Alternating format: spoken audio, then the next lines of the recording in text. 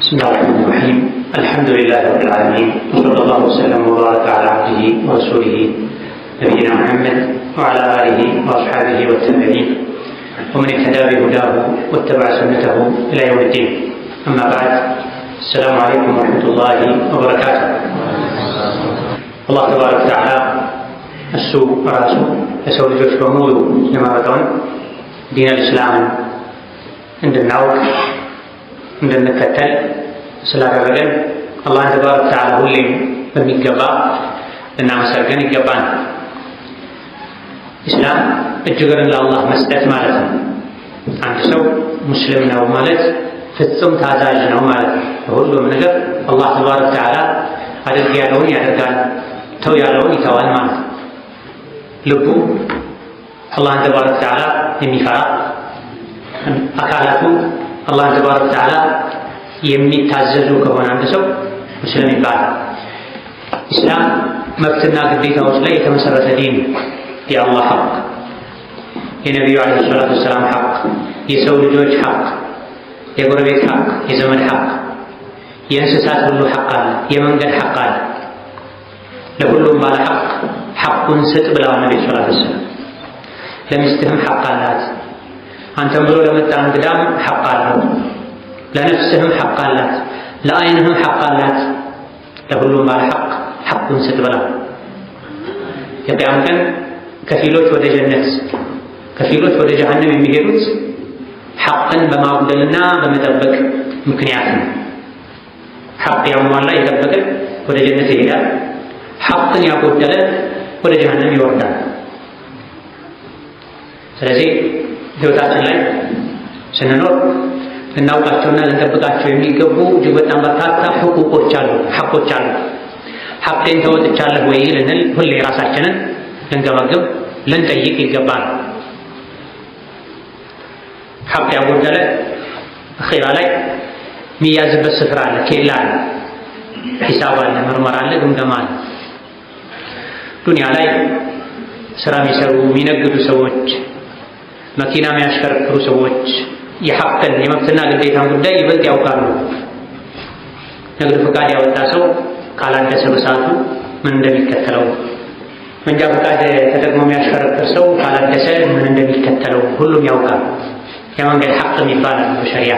ከሸሪዓው ወስደው ነው ምዕራባውያን ዛሬ ላይ ስርዓት ያሉ ዲሲፕሊን ያሉ ወዘተ የሚራቀቁት እንጂ ከነሱ በፊት ኢስላም ለእያንዳንዱ ነገር ሐቅ አስቀምጧል። ነቢዩ ዓለይሂ ሰላቱ ወሰላም አዕጡ ጠሪቀ ሐቀሁ ብላ፣ ለመንገድ ሐቁን ስጡት ብላ። መንገድ ሐቅ አለው? አዎ ሐቅ አለው። መንገድ ዘግተህ አትቀመጥ። መንገድ ላይ ቁጭ ብለህ ሰው ላይ አትሳለቅ። መንገድ ላይ ቁጭ ካልክ ሰው መንገድ ከጠየቀህ መንገዱን ጠቁም፣ ጥሩ ንግግር ተናገር። መንገድ ላይ ቁጭ ባልከበት ሰው ሲያጠፋ ካየህ ሰው እንደዚህ አይደረግም በል። ይሄ ሁሉ ሐቅ ስላለው መንገድ ሲጀምር በሸሪዓው መንገድ ላይ መቀመጥን ነቢዩ ዓለይሂ ሰላቱ ወሰላም ከልክለዋል። ኢያኩም ወልጁሉሰ ፊጡሩቃት፣ መንገድ ላይ አደራችሁን ተቀመጡ። እኛ አንዳንዴ ልንገደድ እንችላለን። ቤቶች ሰፊ ስላልነበሩ በዛ ጊዜ ለማህበራዊ ጉዳያቸው ለመመካከል መንገድ ዳር ላይ ሊቀመጡ ይችላሉ።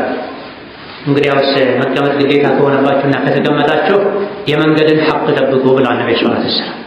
ስለዚህ መንገድ ሐቅ አለው፣ ቤተሰብ ሐቅ አለው፣ አልፎ ተርፎ እንስሳት ሐቅ አላቸው። ፈረሶችን መጓጓዣዎችን እንደ ወንበር አትጠቀሟቸው።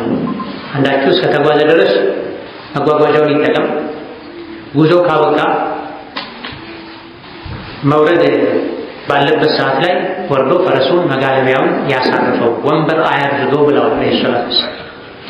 የቤት እንስሳት ማይናገሩት ታርደው የሚበሉት እንኳ መኗቸውን ሳራቸውን ማቅረብ፣ ውሃ ማጠጣት ግዴታ እንደሆነ ከሸሪዓ ከግልጽ መረዳት ይቻላል። ትልቁ ሐቅ ደግሞ የአላህ ባሮች ሐቅ ነው፣ የሙስሊሞች ሐቅ ነው። ከሙስሊሙ ውጪ ካፍር ሙስሊም ያልሆነው አካል የራሱ ሐቅ አለ። ዘመድ ከሆነ በተለይ ጎረቤት ከሆነ ካፍርም ቢሆን ሰው መሆኑ ሐቅ አለ። የአላህ ባሮች አላህን የሚታዘዙ ሙስሊሞች ይበልጥ ሐቅ አላቸው። እነዚህ ሐቆችን ማወቅ፣ ሐቆችን መጠበቅ፣ መተግበር የሙስሊምነት የታዛዥነት ምልክት ሲሆን እምቢባይነት፣ አመፀኝነት ደግሞ ግዴለሽነት፣ ሐቅን አለማክበር አላህን ተባረከ ወተዓላ ያለ መፍራት ለአኺራ ያለ መጨነቅ ምልክት ነው። የመጀመሪያው የሙስሊም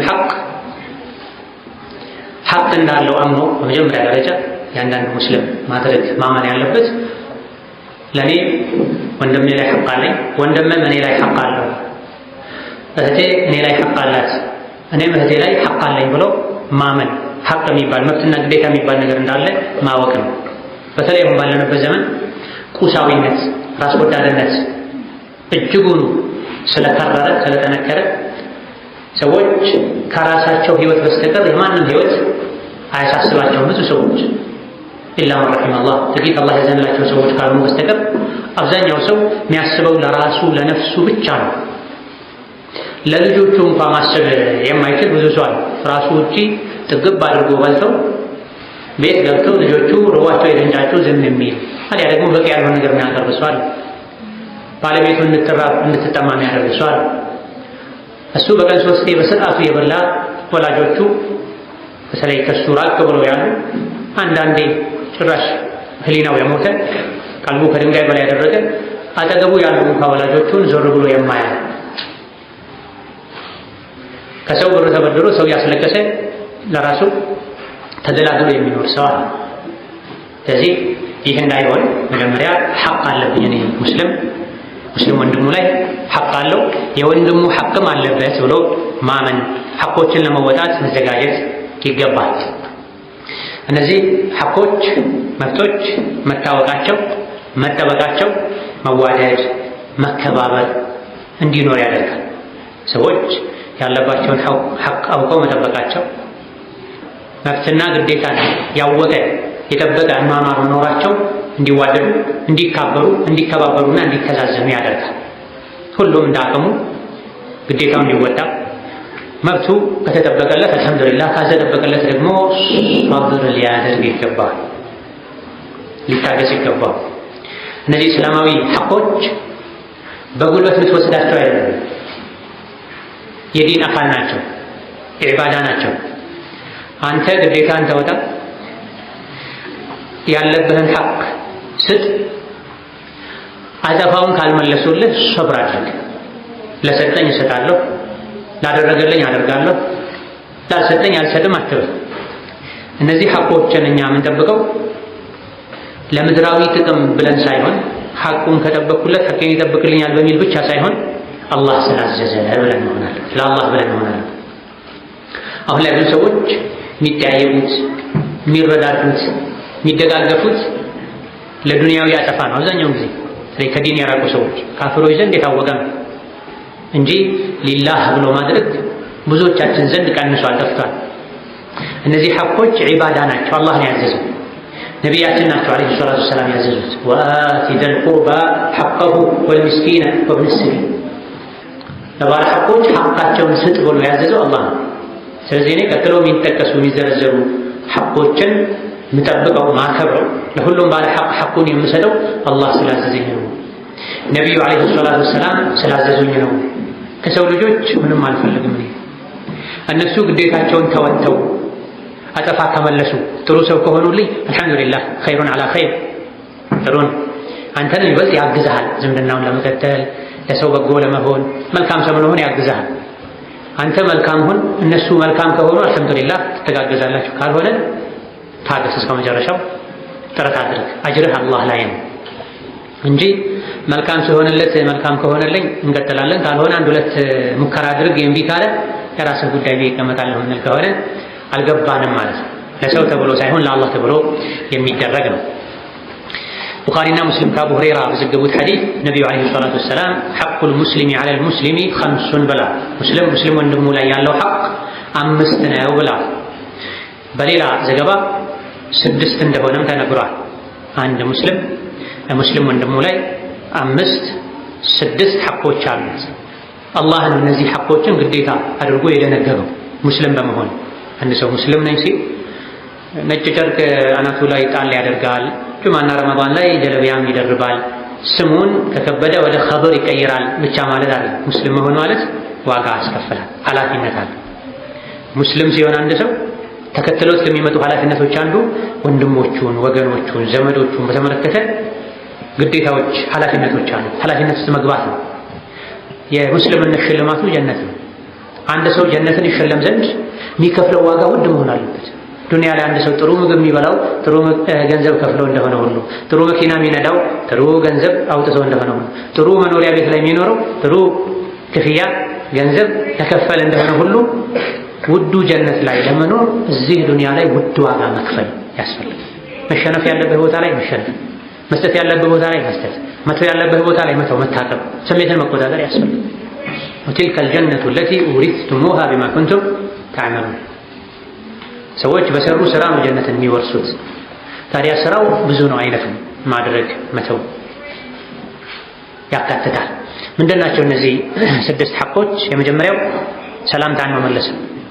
ሰላም አለይኩም ያለን ሰው ሰላምታ መመለስ። ሰላምታውን ማቅረቡ ሱና ነው። ሰላምታውን መመለሱ ሐቅ ነው፣ ዋጅብ ግዴታ ነው። ሁለተኛው የታመመን መጠየቅ ነው። ሶስተኛው የሞተን መቅበር ነው፣ ጀናዛውን መከተል መሸኘት። አራተኛው ወንድምህ ጥሪ ኖሮ ድግስ ኖሮ ና ብሎ ከጠራ ነይ ብላ ከጠራችሽ እሺ ብሎ መሄድ። አምስተኛው ወንድም እህት አስነጥሶ አልሐምዱሊላህ ካለ የርሐሙከላህ ማለት ነው። ስድስተኛው በሌላ ሪዋያ የተነገረው ወንድም እህት ከተሳሳተ መምከር። ኢዘ ስተንሰሐከ ፈንሰሕሁ ምከረኝ ካለ ምከረው ብሏል ነብዩ ሰለላሁ ዐለይሂ ወሰለም። ወንድም እህት ሲያጠፉ ሲሳሳቱ መምከር፣ አሊያ ደግሞ አፋውጥተው ምከረኝ ባይሉ ሁኔታቸው ምክር እንደሚያስፈልጋቸው የሚያሳይ ሁኔታ ላይ ከሆኑ ይህ ወንድሜ ምክር ያስፈልጓል፣ ድጋፍ ያስፈልጓል፣ እገዛ ያስፈልጓል ተብሎ መምከር ማገዝ። እነዚህ ዋና ዋና ሙስሊም ወንድሙ ላይ እህቱ ላይ ወንድሟ ላይ እህቷ ላይ ያሉ ሐቆች ናቸው። አንደኛውና የመጀመሪያው ኢፍሻኡ ሰላም፣ ሰላምታን ማብዛት ነው። ሰላምታን ማስፋፋት ነው። ሰላምታን መመለስ ነው። ቅድም እንደገለጽ ነው አሰላሙ አለይኩም ብሎ መጀመሩ ሱና ነው፣ በጣም ተወዳጅ ነው። የመልካምነት የሙእምንነት የልብ ንጽህና ምልክት ነው ሰላምታን ማቅረቡ። መመለሱ ደግሞ ዋጅብና ግዴታ ነው፣ አማራጭም የለውም። አንድ ሰው አሰላሙ አለይኩም ያለ ወንድሙን ወአለይኩም ሰላም ሳይል ቢያልፍ ከመስማቱ ጋር ወንጀለኛ ይሆናል። ዋጅብ ትቷል፣ ሐቅ አጉድሏል። ከመመለሱ በፊት ከመቀበሉ በፊት መስጠት ያስፈልጋል። فإذا حييتم بتحية فحيوا بأحسن منها أو ردوها ሰላምታ ከቀረበላችሁ ራሱን ወይም በተሻለ መልኩ መልሱ ተብለናል። መመለሱ ዋጅብ ነው። ሰላምታውን ማቅረቡ ፈድል ነው፣ ትልቅነት ነው፣ አጅር ነው። ምን ማለት ነው? ሰላም አለይኩም ማለት ሰላም ለአንተ ይሁን ማለት፣ ሰላም የሆነው አላህ ከአንተ ጋር ይሁን ማለት፣ ይጠብቀን ማለት፣ ዱንያ አኺራህን ሰላም ያደርግ ማለት ነው። ከኔ ለአንተ ሰላም ብቻ ነው፣ ሌላ ቂም ጥላቻ የለህም። እኔ ዘንድ ቂምና ጥላቻ የለም፣ አንተን በተመለከተ አንቺን በተመለከተ ሰላም ለአንተ ይሁን። ግንኙነታችን ሰላማዊ ነው። ውስጤ አንተን በተመለከተ ሰላም ነው፣ አልጠላህም፣ አልመቀኝህም፣ ሸር አልመኘልህም። አሰላሙ አለይኩም ሰላም ለአንተ ይሁን ማለት ይሄ እጅግ በጣም ትልቅ ዱዓ ነው። አይሁዶች የሚቀኑበት ነው። ነቢዩ ዓለይሂ ሰላቱ ወሰላም አይሁዶች ይመቀኟችኋል በሰላምታችሁ ብለዋል። ሌላ እምነት ተከታዮችን ብታገኝ እንደምን አደርክ ነው የሚሉ በየራሱ ቋንቋ አዳርህን ነው እንጂ የሚጠይቅህ ሰላም አንተ ላይ ሆን ብሎ የሚጀምር የለም። ለዚህም ነው ሐዲስ ላይ ከሰላምታ በፊት በወሬ የጀመረ አትመልሱለት ያሉት ነብዩ ሰለላሁ ዐለይሂ ወሰለም። አንድ ሰው እንዴት ሆንክ ወዘተ ብሎ ሺህ ጥያቄ ቢጠይቅህ ቀድሞ አሰላሙ አለይኩም ወራህመቱላህ እንዲል ማስገደድ አለበት፣ አቋም መያዝ አለበት። በሰላምታ ጀምሮ ብሏል ነብዩ ሰለላሁ ዐለይሂ ወሰለም። ሰላሙ አለይኩም ሳይል ቀድሞ ሌላ ወሬ ለጀመረ ሰው መልስ አትስጡ፣ ዝም በሉት። ይሄ ኢፍሻኡ ሰላም ውስጥ የሚካተት ነው። ለኢፍሻኡ ሰላም የሚያበረታታ የሚያነሳሳ ነው። ኢነ ሰላመ ኢስሙ ሚን አስማኢላሂ ተዓላ አሉ ነብዩ ሰለላሁ ዐለይሂ ወሰለም። ሰላም የአላህ ስም ነው፣ ምድር ላይ በሰዎች መካከል እንዲሰራጭ አድርጎ ነው። ፈአፍሹ ሰላመ በይነኩም፣ በመካከላችሁ ሰላምታን አስፋፉ አሰራጩ አሉ ነብዩ ሰለላሁ ዐለይሂ ወሰለም። ምንም ጉዳይ ሳይኖራቸው አሰላሙ አለይኩም ለማለት አሰላሙ አለይኩም ለመባል ከቤታቸው ወጥተው የሚዞሩ ደጋ ቀደምቶች ነበሩ። ትርፉን ጥቅሙን ስላወቁት ማለት አሰላሙ አለይኩም በማለትህ አጅር ታገኛለህ፣ ወንድምህን ታስደስታለህ። ወዐለይኩም ሰላም ብሎ በመመለሱ አጅር ያገኛል፣ ወንድሙን ያስደስታል። ሰላም አለይኩም ሳይሉ ማለፉም ችግር ነው። አሰላሙ አለይኩም ተብሎ መልስ ሳይሰጡ ማለፉም ችግር ነው። ሰላም አለይኩም ማለት ነው ወዐለይኩም ሰላም ማለትም ካለ ሰላም አለ ማለት ነው። ሰላም ደግሞ ትልቅ ነገር ነው። አንዱ ወደ ነብዩ አለይሂ ሰላቱ ወሰላም መጣና አሰላሙ አለይኩም ሲላቸው 10 አሉ። ሁለተኛው መጥቶ ሰላም አለይኩም ወራህመቱላህ ብሎ ቁጭ ሲል 20 አሉ። ሌላ ሶስተኛው መጥቶ ሰላም አለይኩም ወራህመቱላሂ ወበረካቱሁ ሲል 30 አሉ። ይሄን ሲፈቱላቸው ነብዩ ሰለላሁ ዐለይሂ ወሰለም አሰላሙ አለይኩም ብቻ ያለ ሰው 10 አጅር እንደሚያገኝ፣ ወራህመቱላህ የጨመረ 20 አጅር እንደሚያገኝ፣ ወበረካቱሁ የጨመረ 30 አጅር እንደሚያገኝ ገልጸዋል። ስለዚህ ሰላምታ አጅር ነው ማለት 30 ጊዜ ሱብሃንአላህ ሱብሃንአላህ ሱብሃንአላህ ሱብሃንአላህ ሱብሃንአላህ ወይም አስተግፊሩላህ አስተግፊሩላህ አስተግፊሩላህ ብለህ የምታገኘውን አጅር አንድ ጊዜ ሙስሊም ወንድምህን አሰላሙ አለይኩም ወራህመቱላሂ ወበረካቱሁ ስትል 30 አጅር ታገኛለህ ማለት 30 ሐሰና ታገኛለህ። ወአለይኩም ሰላም ብሎ የሚመልሰውም ሰው እንደዚሁ ማለት ነው። ወከዛልክ ሰላምታን ማስፋፋት፣ ሰላምታን ማቅረብ፣ መመለስ የሙእሚንነት ምልክት ነው። የመዋደድ ቁልፍ ነው። የመዋደድ ቁልፍ ነው።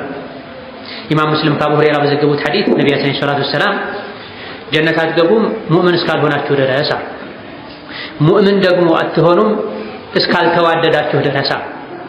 ጀነት አትገቡም ሙእምን እስካልሆናችሁ፣ ሙእምን ደግሞ አትሆኑም እስካልተዋደዳችሁ ድረስ። የምትዋደዱበትን ቁልፉን ልስጣችሁ እንዴ? መዋደድ የምትችሉበትን መድኃኒቱን መንገዱን ላመላክታችሁ እንዴ ብለው ጠየቁ ሰሐቦች። አዎን ያ ረሱላህ ሲሏቸው አፍሹ ሰላማ በይነኩም፣ በመካከላችሁ ሰላምታን አስፋፉ። ይሄ ብዙ ጊዜ የምንሰማው ሐዲስ ሊሆን ይችላል። ብዙዎቻችን ግን መስማቱ እኮ አይደለም ዋናው ቁም ነገሩ አለ ወይ መሬት ላይ ወርደን ተገብሯለን ወይ? ቤት በገባን በወጣን ቁጥር ሰላም አለይኩም ልንል፣ ሱቅ ገብተን ቢሮ ገብተን በወጣን ቁጥር ሰላም አለይኩም ልንል፣ ልጆቻችንን ልናስተምር መስጂድ ሁሉ ሲገባ ሰላም አለይኩም ይባላል። ይሄ የሞቱ የጠፉ ካሉ ሱናዎች አንዱ ነው። መስጂድ እንኳን ሲገባ ሰላም አለይኩም ይባል። ባይሆን ፉቃሃዎች ጮክ ተብሎ ሰላም አለይኩም መባል አለበት ወይስ በትንሹ ነው መባል ያለበት? የተወሰኑ ሊቃውንት ዒባዳ የሚያደርጉ ሰዎችን ላለመረበሽ በትንሹ ነው ሰላም አለይኩም መባል ያለበት። ሌሎቹ ይሄም ዒባዳ ነው ያም ዒባዳ ነው፣ ዒባዳ ላይ ያለ በዒባዳው ይቀጥላል፣ ዒባዳ ላይ የሌለ ይመልሳልና መስጂድ ሲገባ አሰላሙ አለይኩም መባል አለበት። ቤት ገብተን በወጣን ቁጥር ሰላም አለይኩም ስንል ለቤተሰብ በረካ ነው። ወኢዛ ደኸልቱም ቡዩተን ፈሰሊሙ ዐላ አንፉሲኩም፣ ቤት ስትገቡ ለነፍሳችሁ ሰላምታ አቅርቡ አለ አላህ ተባረከ ወተዓላ። ተሕየተን ጠይበተን ሙባረከተን ምን ዒንዲላህ። ለራሳችሁ ሰላምታ አቅርቡ ማለት ቤተሰብ ካለ ቤተሰብህ አንተ ማለት ነህና ለቤተሰብህ ኸይርን ከማሰብ አንፃር አሰላሙ አለይኩም በል፣ ሰላም ለእናንተ ይሁን። ማንም ከሌለሳ አሰላሙ ዐለይና ወዐላ ዒባዲላህ ሷሊሒን በል። ከታቢዒኞች እንደተነገሩ ባዶ ስትገባ ማንም ከሌለ አሰላሙ ዐለይና ወዐላ ዒባዲላህ ሷሊሒን። ለብቻውም ከሆነ ቤት ስትገባ ሰላም ለኛ ይሁን ብለህ እዚህ ባይኖሩም የትም ዓለም ላይ ላሉ ሷሊሖች ሰላም ይድረሳቸው ብለህ ትገባለህ። ሰው ካለ ሰላም አለይኩም ወራህመቱላሂ ወበረካቱ ብለህ ትገባለህ። ቤተሰብ ይለምዳል፣ አንተ ተለምዳለህ። ገና ሲገቡ በር በርግደው የጮሁ የሚገቡ ሰዎች አሉ። ሸይጣን አብሯቸው ይገባል። ሲገቡ አሰላሙ አለይኩም ብለው የሚገቡ መላኢካ አብሯቸው ይገባል። ሸይጣን ጥሎ ይሸሻል። ኢዘን የምናውቀውንም ማናውቀውንም ዘመዱንም ባዕዱንም አሰላሙ አለይኩም ልንል ሰላምታን ልናስፋፋ የውዴታ የፍቅር የመዋደድ የመከባበር አስባቦችን ልናደርስ ለሰው ያለንን ክብር ልንገልጽ ይገባል። አንድ ሰው ንቀው ዝም ብለህ የምታልፈው ከሆነ ለወንድምህ ክብር የለህም ማለት፣ ለእህትህ ክብር የለሽም ማለት። በተለይ ሙስሊም መሆኑን በእርግጠኝነት ከማወቅ ጋር ዝም ብሎ ማለፍ አለመታደል ጅህልና ነው፣ ለዲን ግድ የለሽነት። ሀገራችን ሙስሊምም ካፍርም ተቀላቅሎ የሚኖርበት ሀገር ከመሆኑ አንፃር አንዳንዴ መለየት ሊከብድህ ይችላል። ዝም ብለህ ልታልፍ ትችላለህ። ሙስሊም መሆኑን በእርግጠኝነት ካላወቅ ዝም ብለህ ታልፋለህ። ነገር ግን ሙስሊም መሆኑን ያወቅ ጀለቢያ አድርጎ ጠምጣም አድርጎ መስጂድ የምታውቀው ሰው ሆኖ ሂጃብ አድርጋ ጀልባብ አድርጋ አጠገብ ላጠገብ እህት ከእህት ወንድም ከወንድም ጋር አፍ ዘግቶ ማለፍ የሸይጣን ልጓም በሸይጣን ልጓም መለጓም ነው። ሌላ ምንም ትርጉም የለም። የገባቸው ደጋ ቀደምቶች አሰላሙ አለይኩም ለመባል ለማለትና ለመባል ይወጡ ነበር። ገበያ ላይ ይዞሩ ነው። ሴት ልጅ ዘንቤል ይዛ እቃ ሽንኩርት፣ ቲማቲም ወዘተ ለመግዛት እንደምትወጣው እነሱ ልባቸውን ይዘው ሐሰናት ለመግዛት ይወጡ ነበር ማለት ነው። ሰላም አለይኩም ወራህመቱላህ ወአለይኩም ሰላም ወራህመቱላህ ወበረካቱሁ። አንዳንዶች ወመግፊረቱሁን ጨምረዋል። ሐዲሱ ሷሂህ ነው ضعيف ኺላፍ አለበት። የተወሰኑ ሊቃውንት ወመግፊረቱ የሚለው ዚያዳ ሷሂህ ነው ብለዋል። ሰላም አለይኩም ወራህመቱላህ ወበረካቱሁ ወመግፊረቱሁ። ነገር ግን አብዛኞቹ እቺ መግፊራ ምትራን ضعيف ናት ብለዋል። ሷሂህ ነው የሚሉ ስላሉ አንድ ሰው ቢልህ ችግር የለም ቢድዓ ነው። ኢዳ ጋፍል ልንሆን አይገባም። ኸይርን ልንለማመድ ይገባናል። ልጆችን ልንለማመድ ይገባናል። አሰላሙ አለይኩም ሳይል የገባን ሰው ያስወጡ ነበር ደጋግ ቀደምቶች። አሰላሙ አለይኩም ሳይል የገባን ሰው ያስወጡ ነበር። ውጣ ይላል። ነቢይም አለይሂ ሰላቱ ወሰላም አድርገውታል። አንዱ በርጋ ቆሞ ልግባ ሲል ኻዲማቸውን ልከው ይሄ የአገባብ ስነ ስርዓት አያውቅም፣ ውጪ እንዴት ተብሎ እንደሚገባ አሳውቂው፣ አሰላሙ አለይኩም እኔ እገሌ ነኝ ልግባ በል በይው ብለዋል ነብዩ ሰለላሁ ዐለይሂ ወሰለም። እሳቸው ለኻዲማቸው የነገሩ ሳለ እሱ በራፍ ላይ ሆኖ ሰማና አሰላሙ አለይኩም ወረሕመቱላህ ፉላን አድኹል ብሎ ገባ። ስለዚህ ስትገባ በር ጋር ቆመህ ሰላም አለይኩም በል፣ ሳትል ገባህ ውጣ። ልጅህንም አደብ አስተምረው፣ ስርዓት አስተምረው።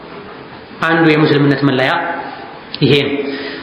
ሌላው ከሰላምታ ጋር የተያያዘ ትልቁ ስህተት ለሚያውቁ ሰው ብቻ ሰላምታ ማቅረብ። ብዙ ሰዎች ሰላምታ የሚያቀርቡት ዘመዳቸው ከሆነ፣ ባልንጀራቸው ከሆነ፣ ጎረቤታቸው ከሆነ ከቂያማ ምልክቶች ማለት አንዱ ነው። ይሄ ሰላምታን ለሚያውቁ ሰው ብቻ ማድረግ የማያውቁትን ሰው ሙስሊም መሆኑን ከማወጋ ሰላም አለይኩም ማለት የቂያማ ምልክት። ነብዩ ሰለላሁ ዐለይሂ ወሰለም ሰላምታን ለምታውቀውም ለማታውቀውም አቅርብ ብለዋል። ቡኻሪና ሙስሊም ከአብዱላህ ብን ዐምር ብን አልዓስ ባስተላለፉት ሐዲስ ላይ አንድ ሰው ነቢይን ዐለይሂ ሰላቱ ወሰላም ኢስላም ውስጥ ያለ መልካም ስራ ጥሩ ስራ ምንድን ነው ብሎ ጠየቃቸው።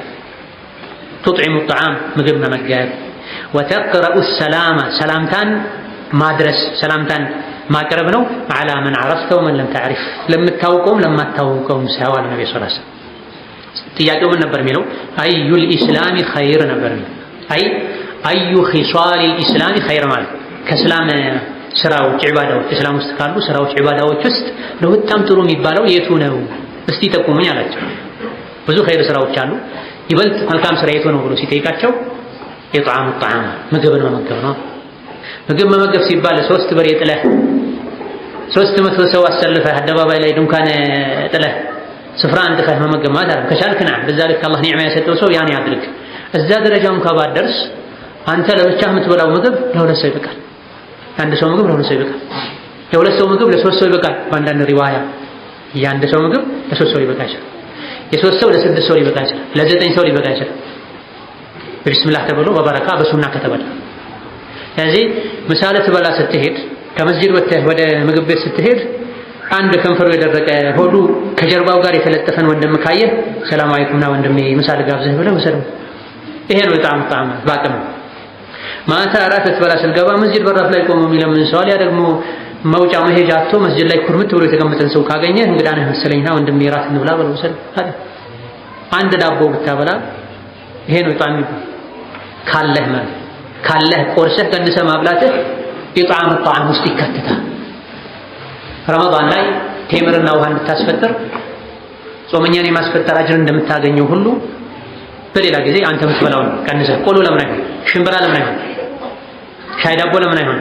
አጅር ታገኛል። ብዙ ጊዜ ኸይርን ለነገ ያለን የገፋን ወደ ቀብር እንገፋለን። አጀራችን ደርሶ እንደፋለን። እጅህ ላይ ካለው ነው መስጠት ያለብህ። የሰደቃ ምርጥ የቱ ነው ተብለው ነብዩ ሰለላሁ ዐለይሂ ወሰለም ተጠይቀው ምን ብለዋል? ጁህዱል ሙቂል ጁህዱ አልሙቂም። ምርጥ ሰደቃ ማለት ክትፎ በየአይነቱ አልጫው ወዘተ ሳይሆን እሱ አቅም ላለው ሰው ምርጥ ሰደቃ ነው። በጣም ምርጥ ሰደቃ የሚባለው አጅሩ ከፍ የሚል ሰደቃ አቅሙ ትንሽ የሆነች ሰው ከዛች ከትንሽ አቅሙ ቆንጥሮ ወስዶ የሰጣ ሰደቃ ናት አላህ ዘንድ ምርጥ ሰደቃ ብለው ነብዩ ሰለላሁ ዐለይሂ ወሰለም። ኢስላም ውስጥ ምርጥ ስራ ትልቅ ስራ አላህ ዘንድ የሚያቀርብ ስራ አንድ ምግብ መመገብ ነው እንዳቀምህ። ሁለት ምንም ገንዘብ አይጠይቅም። አላህ ምላስ ከሰጠህ ድረስ ልንተገብረው ምንችል ዒባዳ ነው። አላ ወሁወ ኢፍሻኡ ሰላም ሰላምታን ማቅረብ ለማን አላ መን ዐረፍተ ወመን ለም ተዕሪፍ ለምታውቀውም ለማታውቀውም በሄድክበት ሁሉ አሰላሙ አለይኩም ያልክ ሰላምታን እየዘራ እየበተንክ መሄድ።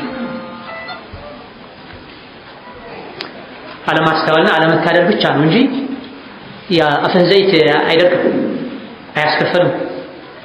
ማላ ያዕኒ ያወራ ምንውል ሰዎችም ብዙ ነን። ለሸሩ አፋችን ክፍት ነው፣ ለማይረባው አፋችን ክፍት ነው።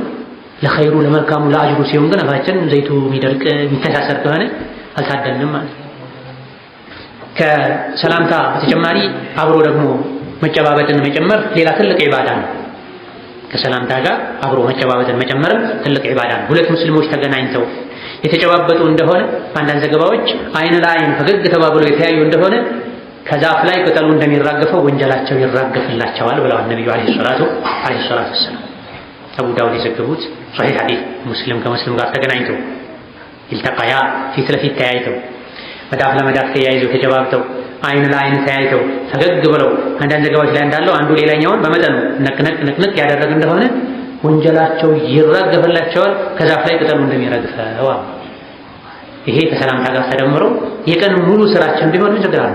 ውጭ የሚውል ሰው በተለይ መስጂድ መሄድ ሰው፣ ቢሮ መሄድ ሰው፣ ገበያ መሄድ ሰው ያገኘው ሙስሊም ወንድምህ ሰላም አለይኩም ወንድሜ ብለህ በመጠኑ ደካማ የሆኑ ሰዎችን ክንዳቸውን እንዳታወልቅ ጠንቀቅ ከማለት ጋር ይሄ ብረት ሲያነሳ የሚሆን ሰው የሶስት ሰው ጡንቻ ያለው ሰው አንዳንድ ضعيفዎችን ደካማዎችን እንዳይገነጠላቸው መጠንቀቅ አለ። ነቅነቅ አድርጉ ሲባል በሪፍቅ ነው፣ በእርጋታ ነው፣ በረሕመት ነው እንጂ ጉልበት ለማሳየት አይደለም። እሱ የትግል ሜዳ ላይ ነው የሚሆነው።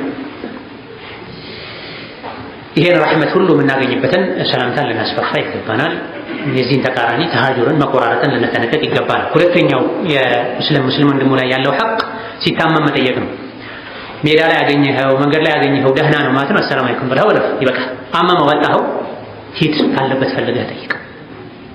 አመመው አጣኸው አማማት አጣሻት ካለበት ሄዶ አህዋሉን መጠየቅ፣ ምን እንዳመመው ምን እንደቸገረው ሕክምና ካስፈልገው ማሳክ፣ አቅም ካለህ በግልህ ካልሆነ ወንድሞቹን አስተባብረህ ማሳክ። ከፍቶት ከሆነ አይዞህ ማለት። አንዳንድ ሰዎች ምንም ህመም የለባቸው፣ ህመማቸው ሀሳብና ጭንቀት ብቻ ነው። አይዞህ ባይ ማጣት ብቻ ነው። አይዞህ እኛ አለንልሽ ማለት። የድሮ በሰሐቦች ዘመን የነበረውን ወንድማማችነት፣ ቅርርብ፣ ረሕመት፣ መተዛዘን ማሳየት ያስፈልጋል። ሙስሊም ወንድሙን መጠየቅ አለበት። ሙስሊም በመሆኑ ብቻ ላኢላሃ ኢለላህ በማለቱ ብቻ ሐቁን አላህ የሰጠው ሐቅ ነው። የቂያም ቀን አላህ ተባረከ ወተዓላ ታምሜ አልጠየከኝም ብሎ ይወቅሳል ተብሎ አላሁ ረቡል ዒዛ ተባረከ ወተዓላ ባሪያውን ምን አለዋል? ታምሜ አልጠየከኝም። ሰምታችኋል ይህን ሐዲስ? ታምሜ አልጠየከኝም።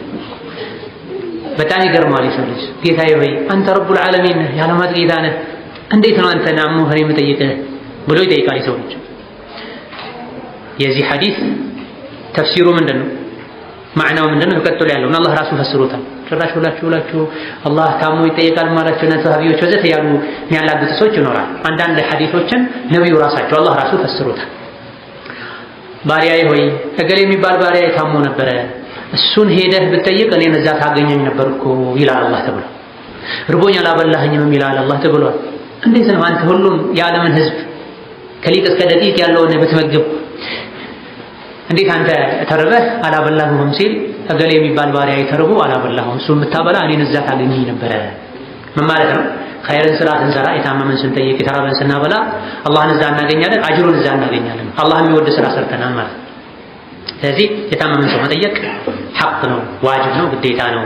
ኢማም ሙስሊም ከተውባን በዘገቡት ሐዲስ ነቢያችን አለይሂ ሰላቱ ወሰላም በሽተኛን የጠየቀ ሰው የጀነት አትክልት ውስጥ ማሳ ውስጥ እንዳለ እንደሚቆጠርለት፣ ጀነት እንደገባ እንደሚቆጠርለት ተነግሯል። ታማሚን መጠየቅ የጀነት መግቢያ ሰበብ ነው ማለት ነው።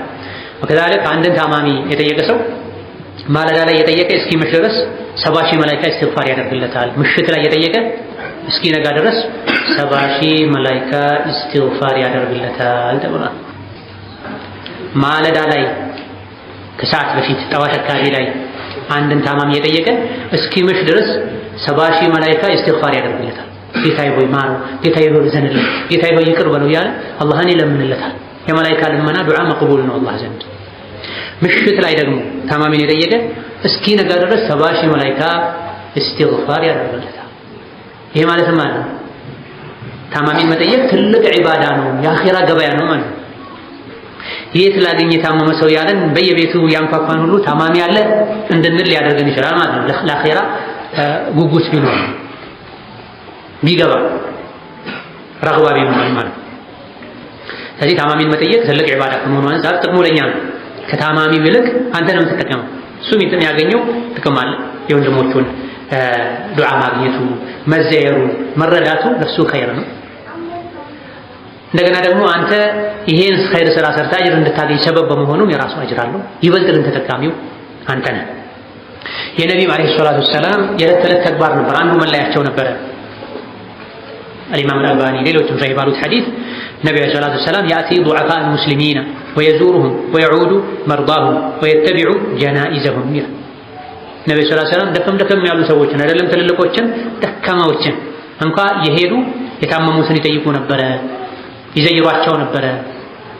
ሲሞቱ ጀናዛቸውን ይከተሉ ነበር። መስጂድ የምታጠዳ ሴት ነበረች።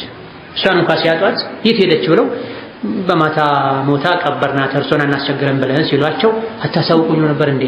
አሳዩኝ ቀብሯን ብለው ሄደው ዱዓ አድርገውላታል አለይሂ ሰላቱ ወሰላም። አሁን ላይ መጠያየቅ በዝምድና ሆነዋል፣ ባቻነት ሆነዋል። ከሱ ጋር በኑሮ ደረጃ እኩል የሆነን ሰው ይጠይቃል፣ ምንም አይደለም፣ አይከብደውም። አለመጠየቁም እንደው ያስፈራዋል። እንዳይቀጣኝ ጓደኛ እንዳይቀይርብኝ ተቸግሬ አንድ 20-30 ሚሊዮን አስገባ ያልኩት ቀን ፊቱን እንዳያዞርብኝ ብሎ ለጉቦም ጭምር ለሙስናም ጭምር እርስ በርስ መጠያየቅ ቀላል ነው፣ ሪሌሽንሺፓቸው እንዳይቋረጥ። ለአኺራ ብሎ ግን መጠያየቅ እየቀነሰ ነው። አንድ ዘመድ የሌለው ጥያቄ የሌለው ጎረቤት እኛ ሰፈር መጥቷል እስቲ እንጠይቀው ብለው ከሱ ምንም አይከጅሉ ከመሆን ጋር ለአላህ ብሎ መጠየቅ ትልቁ የመጠየቅ አይነት ይሄ ነው። ሌላው ለታማሚ ሄደን ስንጠይቀው ዱዓ ማድረግ ሱና ነው፣ ተወዳጅ ነው። ነብዩ ሰለላሁ ዐለይሂ ወሰለም የታመመን ሰው ስንጠይቅ ዱዓ እንድናደርግ እንድናበረታታው፣ ልቡ ደስታ እንዲሰማው ተስፋ እንዲሰማው እንድናደርግ መክረውናል። የታመመን ሰው ሄደው ሲጠይቁ ራስጌው ጋር ጠጋ ብለው ይቀመጡ ነበር። አደቡ ከታማሚ እግርጌ ሳይሆን ራስጌ ጋር ትንሽ ጠጋ ብሎ በመቀመጥ እጅን ራሱ ላይ ሰውነቱ ላይ በማሳረፍ ዱዓ ማድረግ ተወዳጅ። ወንድ ላይ ሴት ላይ አጅነቢ ካልሆኑ ወንድ ሴት ላይ ሴትም ወንድ ላይ ቢያደርጉ ችግር የለም። ከዛ በኋላ اللهم رب الناس اذهب الباس اشفي انت الشافي لا شفاء الا شفاءك شفاء لا يغادر سقما ወዘተ ዱዓዎችን ያደርጉ ነበር። ሱረቱል ፈልቅ ሱረቱን ናስን ይቀሩ ነበር ቤተሰቦቻቸው ሲታመሙ። በሽተኛን ጠይቆ የታመመ ሰው ሄዶ ጠይቆ 7 ጊዜ አስአሉላህ አልዓዚም ረበል ዓርሺል ዓዚም አን የሽፊየክ ብሎ ዱዓ ያደረገ ሰው እንደው መሞቻ አጀሉ ደርሶ ካልሆነ በስተቀር አላህ ይፈውሰዋልም ብላ ብዙ ጊዜ ይሄ ዱዓ ይደረጋል። ታዲያ ሰው ለምን አይፈወስም? የዱዓ አደራረጋቸው ችግር ሊሆን ይችላል። እንደገና ደግሞ ይሄ ሰበብ ነው፣ ሙሰብቡ አላህ ነው ተባረከ። የኛ ድርሻ ማድረግ ነው። የታመመን ሰው ልንጠይቅ ስንሄድ ይሄን ዱዓ ማድረግ ይገባናል። ሌሎች ደግሞ አዳቦች አሉ። እነዚህ አዳቦችን አውቀን ካልተገበርነው በስተቀር መጠየቁ ከጥቅሙ ጉዳቱ ሊያመዝን ይችላል። አንዳንድ ሰዎች የት እንደሚሄዱ አያውቁም። ለነሱ ለቅሶ ቤትም፣ ቀብር ዚያራ፣ ሰርግ ቤትም፣ ግብዣም፣ ታማሚ መጠየቅም ሁሉም እኩል ነው። ሄዱ ብቻ ነው የሚሄዱት፣ በእግራቸው ብቻ ነው፣ በጭንቅላታቸው አይሄዱም። በጭንቅላት መሄድ ያስፈልጋል። ምን ማለት ነው? የምትሄድበትን ቦታ ለይቶ ማወቅ ማለት ነው። ታማሚ ጋር ሄደው 10 ኪሎ ሙዝ ጨርሰው በልተው የሚወጡ ሰዎች 5 ሆነው ይሄዳሉ። ሁለት ተካፍለው እንደ ምሳሌ ማለት ይዘው ይሄዳሉ። 10 ኪሎ ሙዝ እስኪያልቅ ድረስ የዓለም ወሬን ያወሩ የሳቁ ያስካኩ ታማሚ ላይ ህመም ጨምሮ የሚወጡ ሰዎች አሉ። ይህ እንዳይሆን መጠየቁ እንዲሁ ለስሙላ ብቻ ሳይሆን አደቡን በጠበቀ መልኩ መሆን አለበት። ምንድነው ዚያራን ታማሚን የመጠየቅ ዚያራ የማድረግ አደብ? አንደኛው በኢኽላስ መሆን አለበት። የምንጠይቀው አላህ ስላዘዘኝ ነው። እስላም እኔ ላይ ግዴታ ያደረገው ሐቅ ስለሆነ ዱዓን ስናደርግለት ለአላህ ብለን ስንጠይቀውም ለአላህ ብለን ለጥየቃ ስንሄድ የሆነች እርዳታ ካደረገም ለአላህ ብለን ለብድር ሳይሆን ባዶ እጁን ገባ ባላለው ሳይሆን ከዚህ መጠየቁ አልጠየቀኝም ብሎ ስሜን ያጠፋኛል ይወቅስኛል አለሱ ማን ጠያቂ ያለኝ እንደው እኔ ስታመም እንዲጠይቀኝ በሚል መሆን የለበትም። ሂሳቡ ምድራዊ መሆን የለበትም። አኺራ ታስቦ መሆን አለበት። በኢኽላስ መሆን አለበት። ሁለተኛው የሚዘየርበትን ወቅት መምረጥ ያስፈልጋል። በማንኛውም ሰዓት ሰተት ብሎ መግባት ብድግ ብሎ መሄድ አይገባም። ታማሚ የሚያርፍበት ሰዓት፣ የሚተኛበት ሰዓት፣ ከቤተሰብ ጋር የሚሆንበት ሰዓት ሊሆን ይችላል። አብዛኛውን ጊዜ ሀገራችን ላይ የዚያራ ሰዓት አለ፣ የሚታወቅ ሰዓት። ረፈድ አድርጎ መሄድ፣ ከመሸ በኋላ አለመሄድ እንደ ሰዎች ሁኔታ ይለያያል። ቢያመሹ ችግር የሌለው ቅርብ ዘመድ በጣም ወዳጅ ልብ ወዳጅ ቢያመሽ ቢያድር ሁሉ ታማሚው ደስ የሚለው ከሆነ ሊያድር ይችላል። በዛ ልክ የጠበቀ ግንኙነት የሌለው ሰው ሰዓት መርጦ መግባት፣ ሙናሲብ የሆነ ወቅት መምረጥ ይገባል። ሌላኛው ቆይታን አለማርዘም ነው። ታማሚ ጋር ከተገባ ለዚያራ ነው የተሄደው። ዚያራ ምን ማለት ነው? ደርሶ መመለስ ነው። ኢቃማ አይደለም። ኢቃማና ዚያራ ይለያያል። አንዳንድ ሰዎች እዛ ቤታቸው መኖር ሰልችቷቸው ይመጡ ሁሉ ይመስላል። ያለ ሰዓቱም ይገባሉ። ከገቡ በኋላ እዛው ውለው ያድራሉ። በዚህ መሃል ታማሚ ልብስ መቀየር ሊፈልግ ይችላል። ምናልባትም መጸዳጃ ቤት መመላለስ ማይችል ሆኖ እዛው ሽንት መጠቀም ሊችል ይችላል። ቤተሰብ መጥቶ ልዩ እንክብካቤ ሊያደርግለት ፈልጎ ሰው ካለ ላይመቸው ይችላል። በእግር ብቻ እንሂድ በአቅልም ጭምር እንሂድ ያለው ለዚህ ነው። የሄደው እግራችን አካላችን ብቻ ነው የለበት። ልባችንም አእምሯችንም አብሮ መሄድ አለበት፣ ማገናዘብ አለበት፣ ፊቱን ማንበብ አለበት። የታማሚውን ፊት ማንበብ አለበት። በመቆየት ደስተኛ ነው፣ እየተጫወተ ነው፣ እየጋበዘኝ ነው እንዲቆይ ወይስ በስተውበታል ሰልችቶታል? መቅራት አለብን። የሰውን ግንባር መቅራት፣ ምላሱን ማንበብ ማድመጥ አለ። ከቀደምቶች ውስጥ አንድ ጠቢብ ሐኪም ጥበበኛ ሰው ታማ አንዱ እዛው ዋለባቸው። አወራ በጣም ከበዳቸው። መጨረሻ ላይ እንደው ምን ያስፈልግሃል ሲላቸው ካንተ መሄድ በስተቀር ምንም ያስፈልግ ነገር የለም። ካንተ መሄድ በስተቀር ካንተ መውጣት በስተቀር ምንም ያስፈልግ። ሁሉ ሰው ይሄን ደፍሮ አይደለም። ሁሉ ሰው ይሄን ደፍሮ አይደለም። ሂድ እስክትባል ድረስ የምትቆይ ከሆነ የምትሄድበት እግርም አቅልም የለህም ማለት ነው።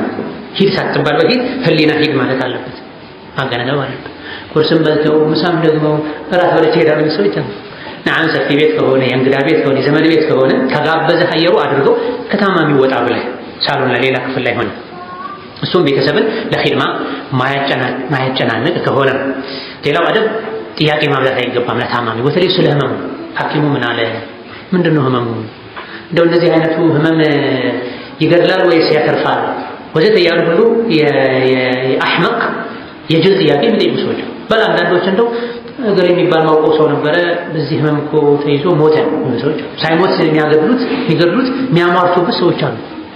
ነሰሉላህ ሰላም ዐለይሂ ሐቂቃ ከውጫዊ ህመም የአእምሮ ህመም ከባድ ነው። አንድ ሰው አካል ጉዳተኛ ቢሆን ይሻለዋል አቅል ጉዳተኛ ከሚሆን ማይባለውን ከሚሆን ማይደረገውን ከሚያደርግ ከአእምሮ ጉድለት አካል ጉድለት ይሻላል። ከምላስ ወለምታ የእግር ወለምታ ይሻላል። እገሌ የሚባል ማውቀው ሰው ነበረ ታሞ ባለፈው በእንዲህ አይነት በሽታ ሞተ።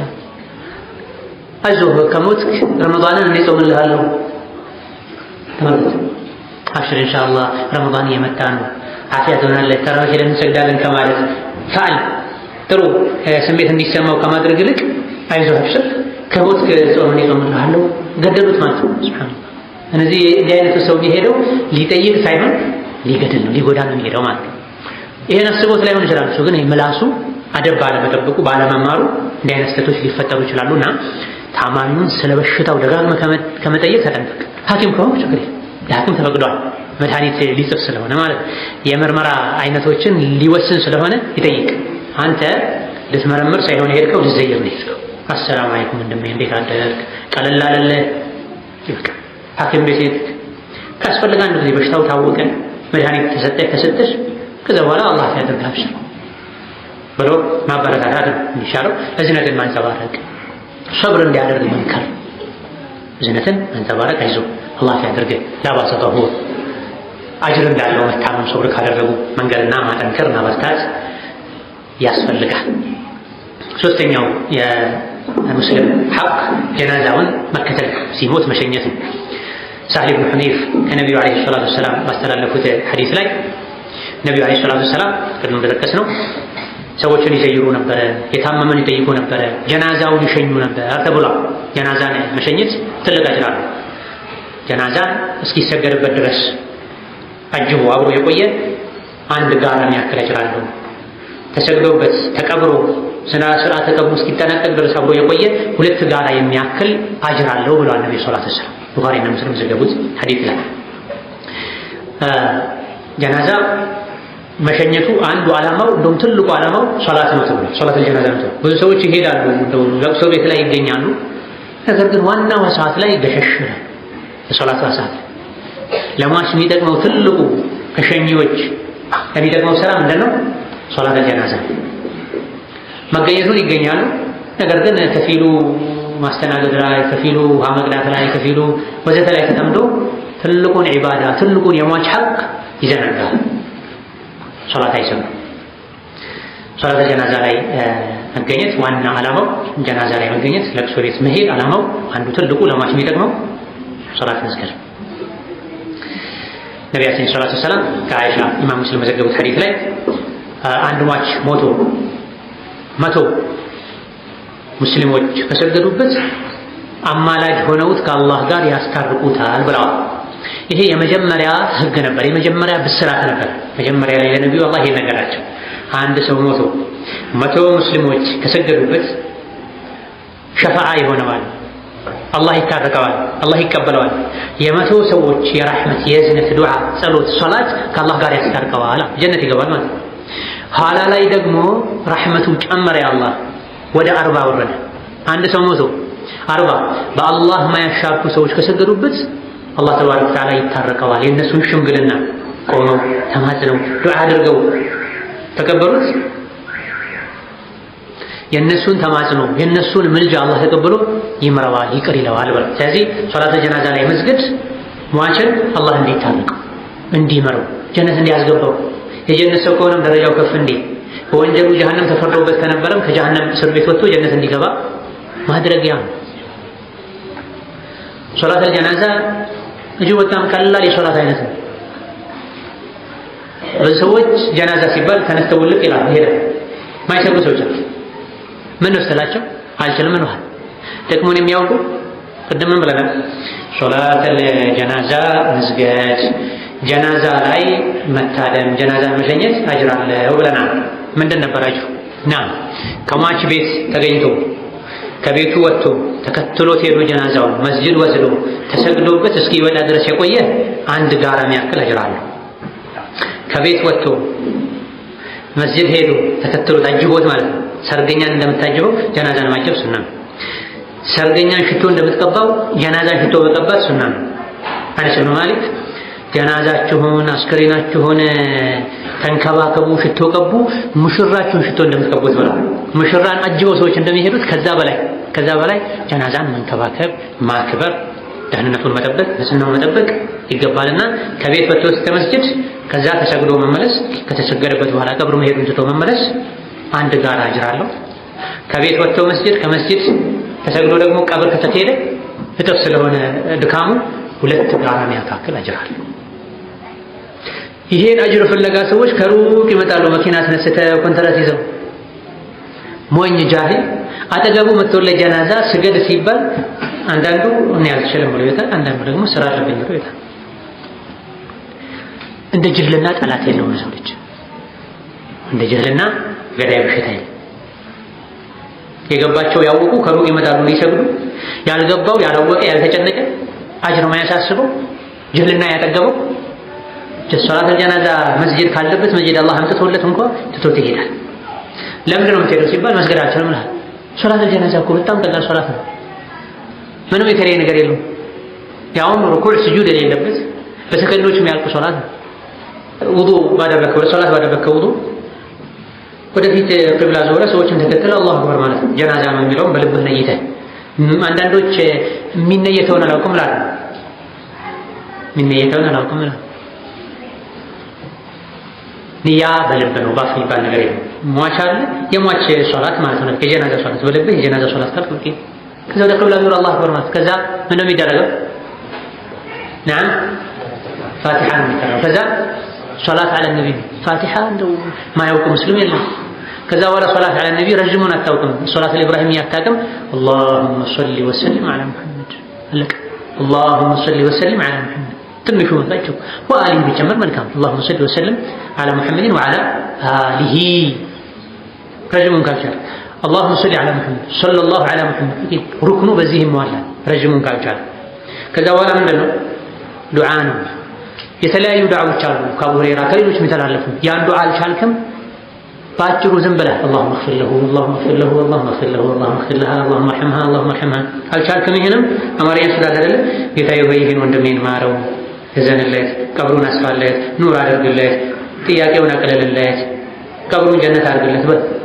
በአማርኛም አድርገው፣ በኦሮምኛም አድርገው፣ በጉራግኛም አድርገው፣ በስልጥኛም አድርገው፣ በትግርኛም አድርገው ይቻላል። በአረብኛ ዱዓ ማድረግ ማይችል ሰው በራሱ ቋንቋ ማድረግ ይችላል። ምንድነው ጭብጡ ዓላማው? ለሟች የሚደረግ ዱዓ ዓላማው ምንድነው? ረሕመትን መጠየቅ፣ እዝነትን መጠየቅ። በገባህ ቋንቋ በገባህ ልክ ለሟች እዝነትን ጠይቅ። ከዛ 4ኛው የመጨረሻው ተክቢር ተደርጎ ዝም ብለህ ማሰላመት ትችላለህ። اللهم لا تحرمنا اجره واغفر لنا وله ولا تفتنا بعده ማለት ትችላለህ። እዚህ ቀላል ነው። ምንም ባትል ዝም ብለህ ቆመህ አላሁ አክበር አላሁ አክበር ብለህ 4ቱን ተክቢር አድርገህ ማሰላመት ትችላለህ። እንደዚህ ቀላል ሶላት አይተሃል? ደረጃዎች አሉት ማለት ረጅም የሚደረግ ዱዓ ለዑለሞች የሚያደርጉት ያደርጉ እውቀት ያለው አንተ ያቀምህናል። በአረብኛ ካልቻልክ በቋንቋ አድርግ። አልቻልክም ይሄንም ቢያንስ ወንድምህ ላይ አላሁ አክበር ዝም በል ከዛ ሌላኛውን ሰዎች እስኪጨርሱ ድረስ አላሁ አክበር አሉ አላሁ አክበር ዝም ብለህ መቆምህ ተክቢር ማድረስ ብቻ ለወንድምህ ትልቅ። ሌላው ደግሞ ወንድሜ ለምን አትማር? የጀናዛ ሶላት አስተጋገድ አንድ ቀን ስትግማሽ ስትል ለምን አትማር? ቻይና ቃል መጫን ስትሄድ ቻይነኛ ተምረህ ትችላለህ፣ ጀርመንኛ ችለህ ትሞክራለህ ብሏቸው ለዱንያ ጉዳይ ሲሆን እስከ ታች ድረስ ወርደን እየለፋን እየጣርን ለዲን ሲሆን አልችልም በቃ አልችልም ያወጣል። ሌላ ጥያቄ እኮ ለኸይራ ላይ ለምን አትችልም? ለምን ሞክረህ አቅቶሃል ወይ? ጥያቄ መጣና ግዴለሽ ልንሆን አይገባም። ሌላው እዚህ ጋር በመባል ያለበት ትልቁ ጉዳይ ጀናዛ መሸኘት አብዛኛው ክፍሉ የሟቹ ሐቅ ነው። በህይወት ያሉ ሰዎች ሐቅ አላህ ሰብር ይስጣችሁ የምትለዋና ታዕዚያዋነት አብዛኛው የሸኝቱ ስነ ስርዓት የማን ሐቅ ነው? የሟች ሐቅ ነው። ስለዚህ ከዚህ ጋር ያያይዘን ሁለት ነገሮችን ማስታወስ ወዳለሁ። አንደኛ ለቅሶ ቤት ላይ ወንጀል እንኳን ቢኖር አለመሄድ አትችልም። ወንጀሉን ሟቹ አይደለም የሚሰራው፣ በህይወት ያሉት ናቸው የሰሩት። ሰርግ ቤት ላይ ወደፊት እንደምናየው ሰርግ ቤት ላይ ከሆነ ወንጀል አለ ብለህ ጥለህ መሄድ ትችላለህ። ሰርግ ቤት የምትሄደው ለማን ብለህ ነው? በህይወት ላሉ ሰዎች ለጠራህ ሰው ስትል ነው የምትሄደው። ለቅሶ ቤት የሚሄደው ለማን ተብሎ ነው? ለሟች ተብሎ ነውና የሚሄደው። ሟች ሞቷል፣ ምንም የሚሰራው ስራ የለም። በህይወት ያሉት ያጠፉት ጥፋት የእሱ ስርዓተ ቀብር ላይ እንዳትገኝ አያደርግህም። ሰብር አድርገህ ጥግ ይዘህ ቆመህ ጀናዛውን ሸኝተህ ሰግደህ ቀብረህ እስትግፋር አድርገህ ትሄዳለህ።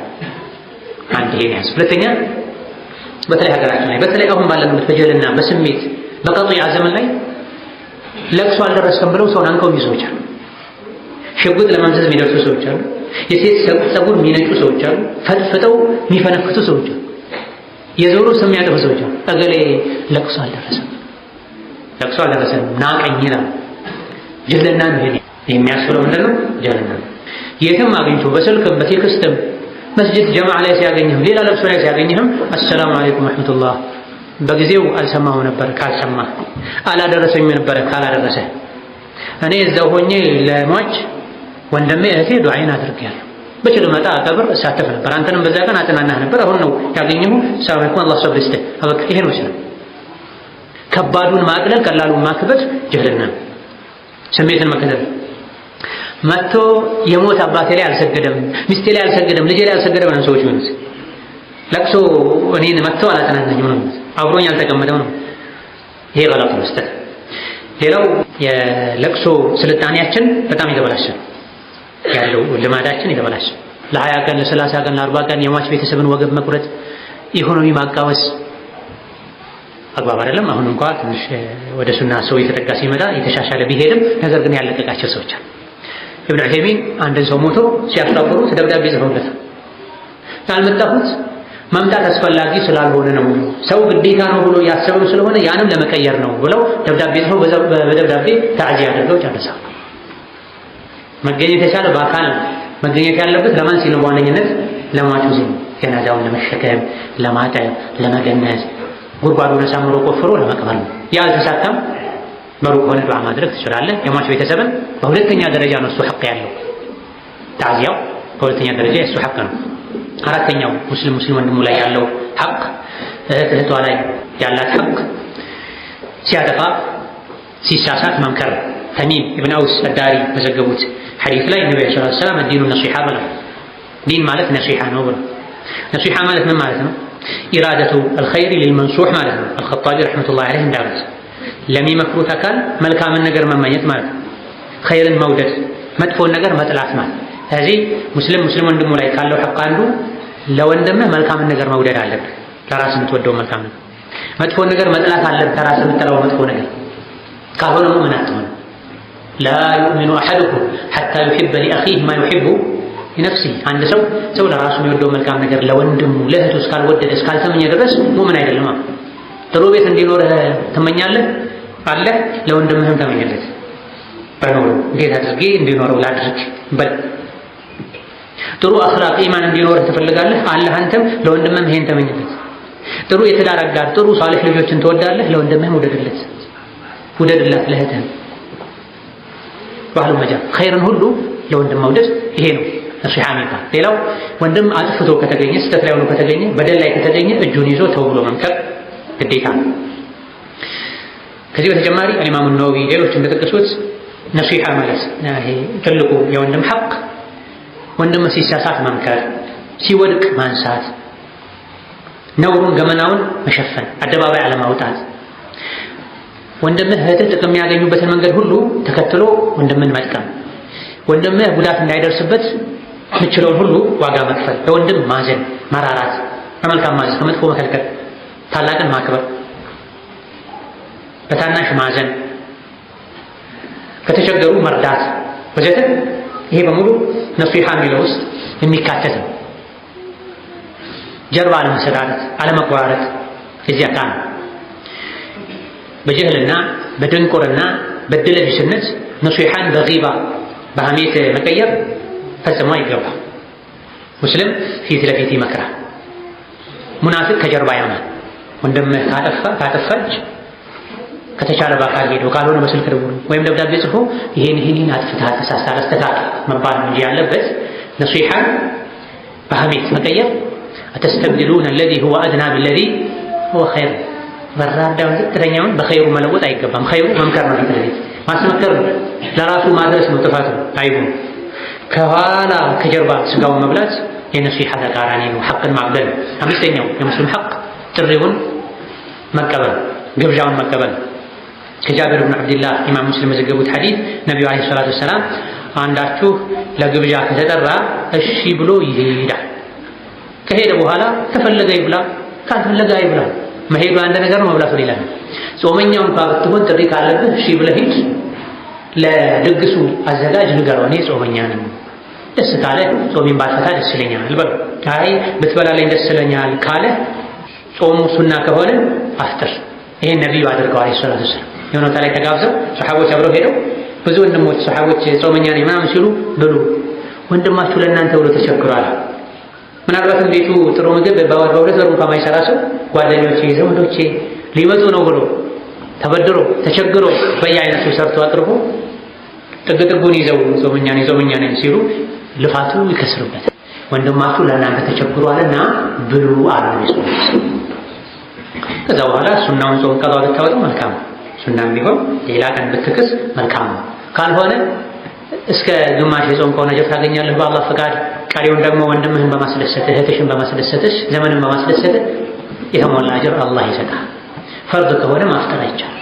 በተለይ ቀዷ ከሆነ ልክ እንደ ረመዳን የትኛውን ቀን ማፍረሱ ከባድ ወንጀል ነው ተብሏል። ጥሪን በማክበር ጥሪ ሰርግ ሊሆን ይችላል፣ ዋጅብ ነው። እነዚሁ ደግሞ የተለያዩ አጋጣሚዎች ላይ የሚደገስ ድግስ ሊሆን ይችላል። እንደ ዝምድና እንደ ጉርብትና እንዳለን ቅርርብ ከዋጅብ ያልተናነሰ አንገብጋቢነት ሊኖረው ይችላል። ሰርግ ሲሆን ዋጅብ አማራጭ የለም። ጥሪን በማክበር አንድ አጅር ታገኛለህ። የረሱልን አለይሂ ሰላቱ ወሰላም ትእዛዝ ተፈጽማለህ። ምን ብለዋል ነብዩ ሰለላሁ ዐለይሂ ወሰለም? አንዳችሁ ለምግብ ድግስ ጥሪ ከተደረገለት ፈል ዩጂብ አምር ነው፣ እሺ ብሎ ይሄዳል። ትልልቅ ድግስ ካልሆነም አልሄድም አትልም። የአንዲት በግ እግር ተቀቅላ ብትጠራ እሄዳለሁ ብለዋል ነብዩ ሰለላሁ ዐለይሂ ወሰለም። ይሄዳል። የሀብታም ድግስ ሲሆን መሄድ፣ የደሃ ሲሆን ደግሞ ምን አለ እነሱ ጋር ሽሮ በሚጥሚጣ ነው ወዘተ እያልክ ንቀህ መተው የለብህም። አክብሮ ከጠራ ሂድ። የባሰ ዋጅብ የቀደመ ጥሪ ከሌለብህ በስተቀር የቀደመ ጥሪ ካለ ሐቁ ለቀደመው ነው። ሁለቱም እኩል ከመጡሳ በተመሳሳይ ሰዓት ላይ መጡና መስጂድ በር ላይ ወይም ቤት መጣ እንኳን ሁለቱም ካርድ ሰጡ። የትኛውን ነው የምትሄዱት? በአንድ ጊዜ ሁለት ቦታ አይደለም። ሰዓቱ ቢበቃ ከሆነ ታብቃቃል፣ ካልሆነ ለአንዱ ብቻ የሚበቃ ከሆነ ምንድን ነው የምታደርገው? ሁለት ሰዎች አብረው ከመጡ ቀድሞ ለመጣው ቅርብ ለሆነ ይበልጥ ሐቅ ላለው ይደረጋል። በዚህ ልክ አንገብጋቢ ነው ማለት አብሮ ቢመጡ በእንኳ የራሳቸው ጉዳይ ብለህ አትሄድም። ጥሪ ሳይኖርብህ ጥሪ ያለብን ብለህ ማሰብም የለብህም። ጠሩ መሄድ አለብህ። ወከዛልክ በመሄድህ ወንድምህን ታስደስታለህ። ትልቅ ዒባዳ ነው ወንድምህን ማስደሰት። ወከዛልክ እስላማዊ ትስስርን ማጠናከር ይሆናል። ወንጀል ካለሳ ሄደህ ወንጀል ካለ ወንጀሉን ማስወገድ የምትችልበት አቅም ካለ፣ ተሰሚነት ካለ፣ ስልጣን ካለ፣ መክረህ ማሳመን የምትችልበት ዒልም ካለ ትሄዳለህ። ትልቅ ነው ይሄ። ለግብዣው ከመሄድ የተሻለ ነገር ሆነ ማለት ነው። የተሰበሰቡ ሰዎችንም ታስተምራለህ። ኢኽቲላፍ ካለ፣ ጭፈራ ካለ፣ መገላለጽ ካለ፣ ዘፈን ካለ፣ ወንጀል ካለ አስወግዳለሁ ካልክ ሂድ፣ አይቀርልህም ግዴታው። የምታስወግድበት አቅም ከሌለ መሄድ አትችልም። የጠራው ሰው እሱ ራሱ ነው ሐቁን ያጎደለው። ስድስተኛውና የመጨረሻው የሙስሊም ሐቅ አስነጥሱ አልሐምዱሊላህ ካለ የርሐሙከላህ ማለት ነው። አስነጥሱ አልሐምዱሊላህ ካለ የርሐሙከላህ ማለት አላህ ይዘንልህ፣ አላህ ተባረከ ወተዓላ እዝነቱን በረከቱን ይደግዝህ ብሎ ዱዓ ማድረግ ነው። ለምንድን ነው አልሐምዱሊላህ የሚባለው? ያስነጠሰ ሰው አልሐምዱሊላህ ማለት አለበት። የሰማ ሰው የርሐሙከላህ ማለት አለበት። ያስነጠሰ ሰው አልሐምዱሊላህ የሚለው ማስነጠስ የንቃት ምልክት ነው፣ የነሻት ምልክት ነው። አንድ ሰው ያስነጠሰው ሰውነቱ ነቃ ሲል የሚጫጫነው ነገር ከሌለበትም አካላቱ ጤነኛ ከሆኑ አንድ ከዚህ አንፃር ማዛጋት ከሸይጣን ነው፣ ማስነጠስ ከአላህ ነው የሚል ሐዲስ አለ። አንድ ሰው የሚያዛጋው ሸይጣን ሲጫጫ ነው፣ ሲደብረው። በተለይ የዝክር ቦታ፣ የዕልም ቦታ፣ የኹጥባ ቦታ ላይ ማዛጋት አደጋው በጣም ይከፋ ነው። አባሙራ ተጫጭነዋል፣ ከቡሃል፣ ወሩሃል ማለት ነውና መድኃኒት ፈልግ። አንዳንዴ ከህመም ሊሆን ይችላል፣ ከትክክለኛ ድካም ሊሆን ይችላል፣ በቂ እንቅልፍ ስላላገኘ ሊሆን ይችላል። እግር አለው ምን ያደርግ? ይሄኔ ጫን ይበል፣ እጁን አፉ ላይ ጫን፣ ድምፅ ያስወጣ። ቡኻሪ ሙላው በዘገቡት ሐዲስ ሀ አይበል፣ በሌላ ዘገባ አ አይበል ብሏል። አፉን ከፍቶ አያናፋ እንዳህያ ማለት ነው። ነውር ነው። በተለይ ሰው ያለበት ቦታ ሲሆን፣ መስጂድ ሲሆን፣ ዒልም ላይ ሲሆን፣ ኹጥባ ላይ ሲሆን መልሰው አቃተህ እጅህን አፍ ላይ ጭነህ ዋጥ አድርገው። ከሸይጣን አትውደድ። ማስነጠስሳ ከአላህ የንቃት ምልክት አንድ ከዚህ አንፃር ነው። ሁለት ስታስነጥስ ሙሉ በሙሉ ሰውነት የሚንቀጠቀጥ። በዚህ ሰዓት ስስ አጥንቶች አሉ ሊሰበሩ ይችላሉ። በጣም ስስ አጥንቶች አሉ ሰውነት ላይ ነርቭ አለ ሊዛባ ይችላል። የመሬት መንቀጥቀጥ እንደሚያንቀጠቅጥህ ሙሉ ሰውነትህ ተንቀጥቅጦ ነው የሚመለሰው ስታስነጥስና አልሐምዱሊላህ የምትለው ይሄ የመንቀጥቀጡ ጉዳይ በሰላም አቁሟል ተጠናቋልና ጌታ ያለ ተመሰገነ ይሁን ማለት ነው። ይሄ ላንተ ነው። የሰማ ሰው ሳምን ይበል የርሐሙከላህ ይበል። ኢማም አልቡኻሪ ከአቡ ሁረይራ በዘገቡት ሐዲስ ነቢያችን ሰለላሁ ዐለይሂ ወሰለም አንዳችሁ ካስነጠሰ አልሐምዱሊላህ ይበል፣ ወንድም ወይም ጓደኛው አጠገቡ ያለ ሰው ማለት ነው የርሐሙከላህ ይበለው። የርሐሙከላህ ካለው ደግሞ ያስነጠሰው ሰው መልሶ ምን ይበል? ያህዲኩሙላሁ ወዩስሊሕ ባለኩም። ይሄ ነው አደቡ። ያስነጠሰው አልሐምዱሊላህ ማለት አለበት። የሰማ ሰው የርሐሙከላህ ማለት አለበት። ሐቁ ነው። ኢዛ ዐጢሰ ፈሐሚደላህ ፈሸሚትሁ። ወንድም አስነጥሶ አልሐምዱሊላህ ካለ ረሒመከላህ በለው፣ አላህ ይዘንልህ በለው፣ ዱዓ አድርግለት። እሱም ደግሞ መልሶ ያህዲኩሙላሁ ወዩስሊሕ ባለኩም ጀዛኩሙላህ ኸይረን ይባላል አይደል የሚሉ ሰዎች አሉ። ሐዲሱ ላይ ያለው ይሄ ያህዲኩሙላህ ወዩስሊሑ ባለኩም። ከዛ ውጪ ይሄን ሐዲስ ካልሐፈዘ አንድ ሰው ዝም ከሚል ጀዛኩሙላህ ኸይረን ቢል ችግር የለም። ማይችል ሰው ሱናውን የረሱልን ሐዲስ ያልሐፈዘ ሰው ጀዛኩሙላህ ኸይረን ቢል ችግር የለም። ከሰሃቦች ይሄን የፈቀዱ ተገኝተዋል። የቻለውን ነገር ይሁን። በሀገርኛ ምን ይባላል? እናቶች ምን ይላሉ? ልጆች ሲያስነጥሱ ምንድን ነው የሚሉት? ተባረክ፣ እደግ ወዘተ ይላሉ። ይቻላል፣ ችግር የለም። ሱናውን ሐዲሱን ይሄን ሙሉ ነብይ ያመላከቱትን ቢሉ መልካም ካልሆነ ከአብዱላህ ብን ዑመር ከሌሎችም የተገኙ አታሮች አሉ። ዱዓ፣ የበረካ ዱዓ፣ የረሕመት ዱዓ ማድረግ እንደሚቻል የሚያሳዩ ማለት ነው። አንድ ሰው የሚያውቀውን ይናገር፣ ማያውቀው ከሆነ ዝም ቢድዓ ነው ለማለት አንተ አጠቃላይ ዕልምን ያካበብክ መሆን አለበት። አንተ ማታውቀው ነገር ሁሉ ቢድዓ አይደለም። ያለ ዕልም መናገር ነው፣ ያለ እውቀት መናገር ነው ቢድዓ የሚሆን። ስለዚህ እናትህ ህፃን ልጅ የጠገቧ አስነጥሰው አልሐምዱሊላህ ሲል አላህ ያሳድገህ ብትል ወይም ተባረክ ብትል እናትህ ይሄ ቢድዓ ነው ብለህ አትጮህባት። ያንተ ጩኸት ነው ቢድዓ፣ ያንተ ማውገዝ ነው ቢድዓ። ማውገዝ ያለብህ ለይተህ አውቀህ ነው ማውገዝ ያለብህ። አንድ ሁለት ኪታብ ቀርተን ችግራችን ሁሉን ያወቅን መስሎ ከህዝብ ጋር እንጋጫለን። የሀገራችን ህዝብ ለዲን የቀረበ ነው። ሐቂቃ የኛ አያያዝ ነው ሰው የሚያስበረግገው ከዲኑ የሚያርገው በሂደት በረሕመት አለማስተማራችን። ከሶስት ጊዜ በላይ ካስነጠሰ አንድ ሰው ምን ይባላል? ከኢማም አቡ ዳውድ ሌሎችም በዘገቡት ሐዲስ ነቢያችን ሰለላሁ ዐለይሂ ወሰለም ወንድምህ እስከ 3 ጊዜ ደጋግሞ ካስነጠሰው ባስነጠሰ ቁጥር የርሐሙከላህ በለው፣ ከ3 ካሳለፈ ጉንፋን ይዞታል ብለዋል ነብዩ ሰለላሁ ዐለይሂ ወሰለም። ስለዚህ ምንም የሚባለው ዝም የሚባለው አላህ ያድርግህ የሚባለው ችግር ሳይነስ ኖሮብህ ነው፣ ጉንፋን ይዞህ ነው፣ አላህ ያሽርህ በለው። እስከ 3 ሰዓት በተከታታይ የርሐሙከላህ በለው። طيب የርሐሙከላህ የምትለው እሱ አልሐምዱሊላህ ካለ ነው። አልሐምዱሊላህ ካለ የማያውቅ ሰው ከሆነ ከክፍለ ሀገር የመጣ ጃሂል አዲስ የሰለመ ሰው ከሆነ ካስነጠሱ አልሐምዱሊላህ ይባላል ብለህ ታስተምረዋለህ። ያውቃል፣ ያነባል፣ ይሰማል። አንዳንዴ ሲሉም ይሰማል። ዝም ማለት ዝም ብለው ቅጣው። አውቆ ከሆነ ቸላ ያለው ቅጣው። የማያውቅ ከሆነ ጃሂል ከሆነ አስተምረው። በጥበብ ደግሞ ብትጠቁመው መልካም። አንድ ዓለም አጠገባቸው አንድ ሰው አስነጥሶ ዝም አለ። ከዛ ለምን አሉ እሳቸው ያስነጠሰ ሰው ምን ይላል አሉ። እሱ አልሐምዱሊላህ ይላል አላቸው። እሳቸው አስከተለው የርሐሙከላህ ሳያደናግሩት፣ ሳያስደነግጡት፣ ሳያመናጭቁት፣ ሳያናንቁት حسن التعليم ይባላል። መልካም የማስተማር ችሎታ ማለት ጥበብ ማለት። ስለዚህ ጃሂል ሰው ከሆነ ማያውቅ ሰው ከሆነ ማሳወቅ፣ የረሳ ሰው ከሆነ አንድ ሁለቴ ብታስታውሰው ችግር የለው። አብረዋል ከሱ ጋር መኪና ላይ ተጓዝክ ረጅም ጊዜ ደጋግሞ አስነደሰ፣ አንድ ሁለቴ ያስታወስከው አሁን ባለው መንገድም ይሁን በሌላ መንገድ ከዛ ዝም ማለት ዝም ብለው ቸላ ብለው ነው። የማያውቅ ሰው ከሆነ አሳውቀው። እነዚህ የሙስሊም ዋና ዋና ሐቆች ናቸው። እዚህ ውስጥ የሚካተቱ ብዙ የሐቅ አይነቶች አሉ። እንደ አጠቃላይ ቅድም ባልነው ሐዲስ መሰረት ለራስህ የምትወደው መልካም ነገር ሁሉ ለወንድምህ መውደድ፣ ለራስህ የምትጠላው መጥፎ ነገር ሁሉ ለወንድምህ መጥላት የሙስሊም ሐቅ ነው። እነዚህ ሐቆችን መጠበቅ፣ መዘያየር፣ መገናኘት፣ ዝምድናን መቀጠል፣ በተገናኘህበት ሁሉ ሰላምታን ማስፋፋት ተገቢ ሆኖ ሳለ መቆራረጥ፣ መራራቅ ተግባብ አይደለም። ሸይጣን የሚወደው ነብዩ ሰለላሁ ዐለይሂ ወሰለም ኢማም አህመድ፣ አቡ ዳውድ ሌሎችም ዘገቡት አልባኒ ባሉት ሐዲስ ሙስሊም ወንድሙን ከ3 ቀን በላይ ሊያኮርፍ አይገባውም። ከ3 ቀን በላይ ካኮረፈ በላይ የምትለዋን የሐዲስ ሊቃውንት ምን ብለዋል? 1 ሰዓቱን ካፍ ይጨምርበታል። 1 ሰዓት 72 ሰዓት ነው 3 ቀን 72 ሰዓቱ አልፎ 73ኛው ሰዓት እንኳን ብትገባ ከ3 ቀን በላይ አኮርፏል። ሙስሊም ወንድሙን ከ3 ቀን በላይ ሊያኮርፍ አይገባም። 3 ቀኗን ራስን ለማረጋጋት ለመገምገም ቁጣን ለማብረድ ነው እንጂ ከዛ በፊት የምታደርግ መልካም ነው።